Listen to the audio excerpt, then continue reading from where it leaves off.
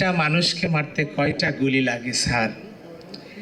ঠিক তেমনি করে আমার ভাইয়ের মতো আমার প্রায় ১৫০০ ভাইকে নির্বিচারে মানবাধিকার লঙ্ঘন করে ১৪৪ ধারা লঙ্ঘন করে সর্বোচ্চ বল প্রয়োগ করে গুলি করে পাখির মতো হত্যা করা হয়েছিল এবং আহত ভাইদেরকে তাদের জীবনটা ধ্বংস করে দিয়েছে। আজকে ১.৫ বছর আমরা প্রত্যেকটা জায়গায় বারবার বলে যাচ্ছি আমাদের বিচারটা দেও। রফিক আজাদ বলেছিল যে ভাত দে হারামজাদা, না হয় মানচিত্র খাবো। এখন আমাদের শহীদ পরিবারকে মনে হয় ইন্টারিমকে বলতে হবে যে বিচার করো, না হয় মানচিত্র খাবো।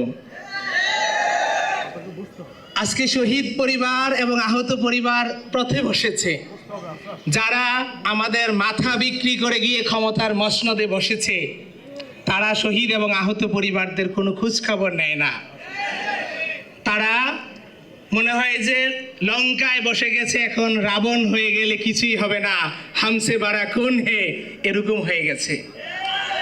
আমরা বিচারের জন্য প্রত্যেকটা ধারে ধারে গিয়েছি।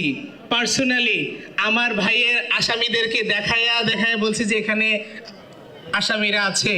আমি নাহিদ ভাইয়ের কাছে গিয়েছি বেশ কয়েকবার, ওনার জন্য আমার 3টা আসামি চলে গেছে, পালিয়ে গেছে।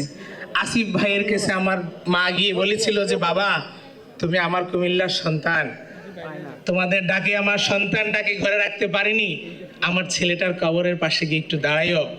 কিন্তু তারা জাননি। যখন এই কথা শুনেছে আমরা বিএনপি পরিবার, তখন জনাব রুহুল কবির রিজভী স্যার সহ রুম্মন ভাই সহ আমাদের বাসায় গিয়েছে, আমার ভাইয়ের কবর জিয়ারত করেছে। আমরা তাদের কাছে কৃতজ্ঞ। তো জনাব তারেক রহমান স্যার আছেন, আপনার কাছে আমাদের বিশেষ অনুরোধ থাকবে, আপনি আগামীর রাষ্ট্রনায়ক, আপনি যখন ক্ষমতায় যাবেন ইনশাল্লাহ শহীদদের হত্যার বিচার করবেন। আমাদের শহীদদের ২৫০ বাচ্চা আছে, তারা এখন পথে বসেছে। অনেকের স্কুলে যাওয়া বন্ধ হয়ে গেছে স্যার। ২৫০ বাচ্চা, আমি তাদের ফাইল করে নাহিদ ভাইয়ের কাছে গিয়েছি, অনেক মিনিস্ট্রিতে গিয়েছি যে ভাই, তাদের বাবারা আজকে দেশের জন্য জীবন দিয়ে গেছে, তাদের লেখাপড়া বন্ধ হয়ে গেছে। প্রায় ১-১.৫ মাস ধরে বিভিন্ন মন্ত্রণালয়ে ঘুরতেছি যে তারা এতিম বাচ্চা, তাদের একটু লেখাপড়ার ব্যবস্থা করে দেন। কোনো মন্ত্রণালয় সাড়া দিচ্ছে না।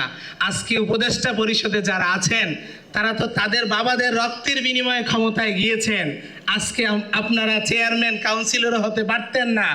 আজকে আপনারা ক্ষমতার ভোগ করতেছেন, ভোগ বিলাসিতা করতেছেন, প্রোটোকল নিচ্ছেন, কিন্তু যাদের বিনিময়ে সেখানে গেছেন তাদেরকে ভুলে গেছেন। এটাই ইন্ডিকেট করে না অন্ধ যখন চোখে দেখতে পায়, তার হাতের লাঠিটার সাথে সবার আগে বেইমানি করে এটাকেই সে দূরে সরিয়ে দেয়। আমি সব সময় একটা কথা বলি যে আমরা মজলুম জাতি। আজকে যারা ক্ষমতায় আছেন, আমাদের সাথে জুলুমকারীদের ন্যায় অবিচার করবেন না, কারণ আল্লাহ পাক ছাড় দেয় কিন্তু কাউকে ছেড়ে দেন না। ধন্যবাদ। আসসালামু আলাইকুম। বাংলাদেশ জিন্দাবাদ।